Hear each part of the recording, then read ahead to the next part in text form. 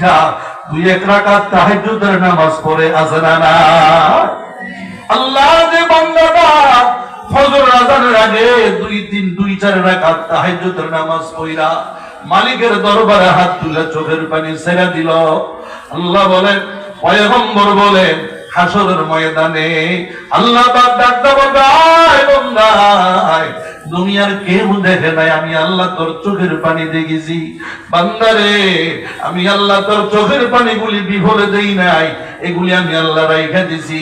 আমি আল্লাহ তোমারে সর্বপ্রথম দুখুলে আউয়াল জান্নাতের মেহমান বানায়া দিলাম। আমার ভাইরা, আমল ওয়ালা জিন্দেগির দাম আর কিচ্ছুর দাম নাই। আমল ওয়ালা জিন্দেগির দাম।